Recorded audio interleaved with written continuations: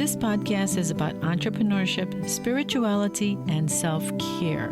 My name is Lourdes, and I am the host of the show. Thank you for listening today.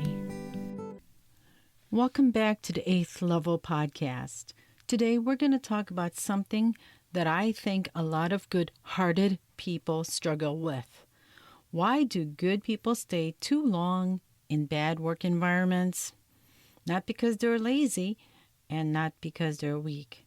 Not because they don't have any options, but because good people often see the good in everyone, even when they probably shouldn't. Let's go back to Stephanie. She's smart, she's reliable, she works hard, shows up when she's needed, and she helps customers. She also supports her coworkers. She's exactly the kind of employee most companies would be lucky to have. Yet, every week she finds herself dreading meetings with Mark. She doesn't respect his leadership style. She doesn't enjoy being around him. She feels drained after interacting with him. And yet she still stays. Why? Well, I think a lot of us know the answer, because life isn't always black and white. Sometimes the easiest answer is just quit. But reality is more complicated than that. The mortgage still needs to be paid. The electric bill still arrives. Groceries cost money. And for many people, the job itself isn't terrible. It's the environment, or the boss, or the culture. And that creates a confusing situation. You don't hate the work. You hate how the work makes you feel. And that's a very different thing. I think the first reason good people stay too long is loyalty. Good people are loyal, sometimes to a fault. They don't want to abandon coworkers. They don't want to leave customers hanging. They don't want to let people down. They tell themselves, things might get better. Maybe he's having a bad month. Maybe next quarter will be different. Maybe if I work harder, things will improve. Months turn into years, and suddenly they're still waiting for a change that was never coming. Here's the hard truth. Loyalty is beautiful, but loyalty without boundaries becomes self-sacrifice, and there's a difference. The second reason good people stay too long is fear. Now, before you say, I'm not afraid, let's talk about what fear really looks like. Fear doesn't always look like panic. Sometimes fear looks like comfort. Yeah, fear says, at least I know what to expect here. At least I know how this company works. At least I know where my paycheck is coming from. The unknown feels scary, even when the known is making us miserable. And our brains will often choose familiar discomfort over unfamiliar opportunity. Think about that for a second. How many people stay stuck simply because they know what to expect? Even what they expect is stress. Even what they expect is criticism. Even if what they expect is anxiety. The predictable can feel safer than possibility.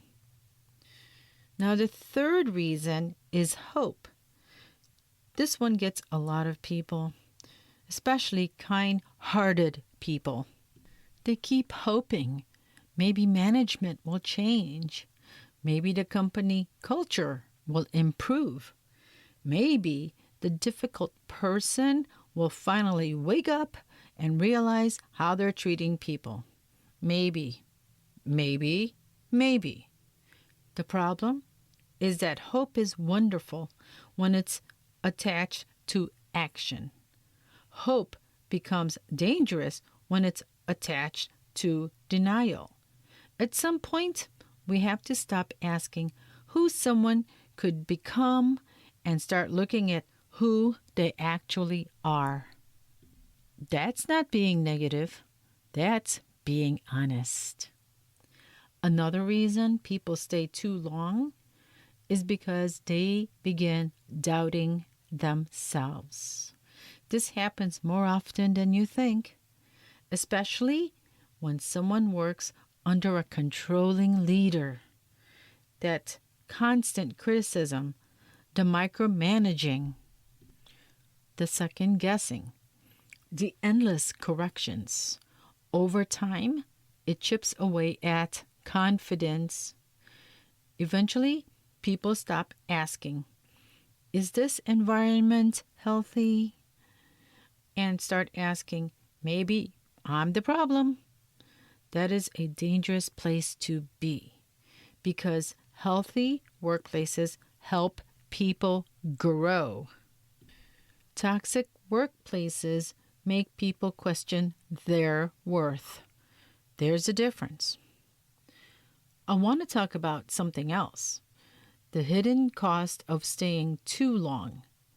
Most people think that cost is emotional. And yes, that's true. But there's another cost. Opportunity. Opportunity, folks. Every year spent tolerating the wrong environment is a year not spent exploring the right one. Every month spent feeling stuck is a month not spent building something new. Now, that doesn't mean everyone should quit tomorrow. Please don't hear that. I'm a big believer in being practical. Pay your bills. Take care of your responsibilities. Make smart choices. Make smart decisions. But while you're staying, start preparing. Learn something new. Update your resume. Network. Explore possibilities. Plant seeds. Because eventually those seeds become options. And options become freedom. And here's something I think Stephanie needs to hear. And maybe you need to hear it too. Just because you're grateful for the paycheck doesn't mean you have to be grateful for poor treatment. Those are not the same thing. You can appreciate the income while recognizing the environment is not healthy. You can be thankful for the opportunity while still wanting something better. You can stay for now without committing forever. That distinction matters. I believe every difficult work situation teaches us something. Sometimes it teaches us patience, sometimes resilience, sometimes confidence, and sometimes it teaches us exactly what we no longer want. The gift hidden inside difficult people is clarity. They help us define our boundaries. They show us our values. They reveal what we're looking to tolerate and what we're not. And that's valuable information, even when the lesson arrives wrapped in frustration. So, if you're listening today and you're feeling a little like Stephanie, take a breath. You're not trapped. You may be staying for now, but staying for now doesn't mean staying forever. There's a difference. Keep your peace, Protect your energy. Make a plan. Build your next chapter quietly. And remember, good people often stay too long because they care deeply. Just don't care so much about everyone else that you forget to care about yourself. Thank you for spending part of your day with me. And until next time, keep moving forward one step at a time. I hope that you enjoyed this podcast, and please share this episode with your friends. Please subscribe, rate, and review this episode. Thanks for listening.